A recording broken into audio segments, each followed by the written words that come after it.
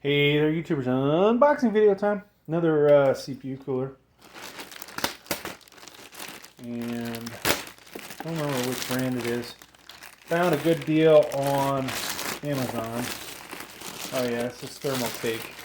At least I think it was a good deal. It was like $20, $21, $22.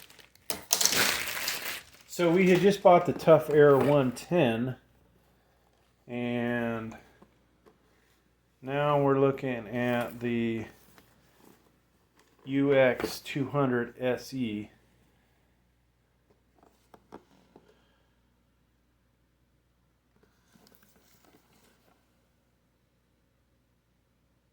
So this is RGB. Let's just go ahead and get it open. Compatible with MSI. Looks like Gigabyte, probably Asus for that matter.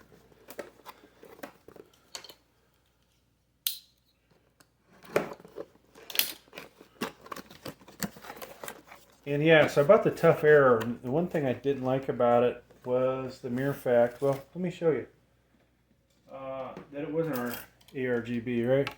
So there's the Tough Air. And lo and behold, this one is ARGB, and it looks like it may be the same type of CPU cooler. Just this one is ARGB. So guess where this might end up at, folks? You guessed it, on the Tough Air 110. All right, so cheap plastic frame to lock this down, and I'm going to pull it out. I'll leave all the other parts in. There's a thing of thermal paste in there, the cheap plastic screws. I'm not really a big fan of these kind of dealios, but... And this one does have the metal fan rings. And not rings. So yeah, two different settings on here, as you can see. So probably LGA 1700 and 1151, 1200. There's the parts that will secure it to your motherboard.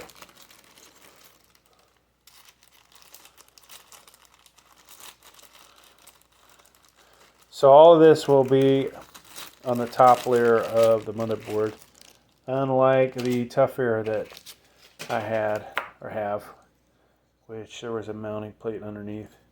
Here is the fan. Very similar to the other one, but like I said, this is, so you got a 4-pin, and then ARGB, alright? And of course you'll use the software to change the colors on this thing. Now, the fan, or the heatsink itself, so you got dinged up a little bit.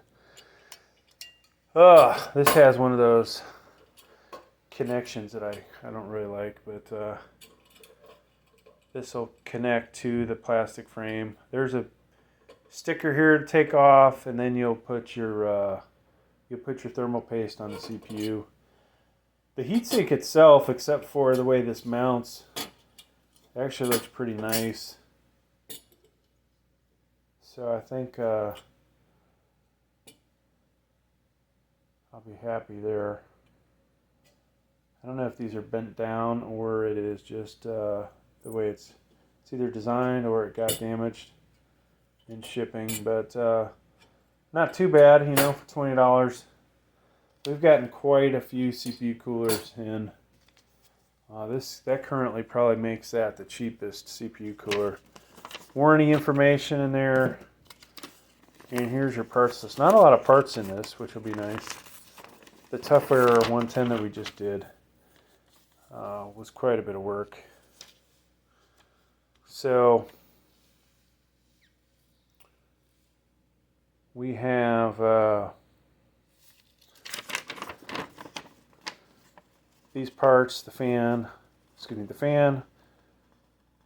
the heatsink, and then those two mounts. I'm totally forgetting the name of them, but it's the component that'll mount the fan to the CPU heatsink. Then you have the ring, thermal paste, and these plastic gizmos to lock it down. I'll do a installation video of this. It'd be pretty simple. We'll do Intel LGA 1700 most likely. I'll find something. And then this also will do AMD. Using, okay, this uses the mounts that come with your AMD CPU as well, so you won't have to, when you first get it in, you'll leave the base plate that comes with your CPU, assuming you have one of these guys here. Alright, but yeah, that's it, folks. Not a whole lot to this. We will, like I said, install it. And, you know, maybe I'll do some benchmarks. Depends on which CPU I combine it with.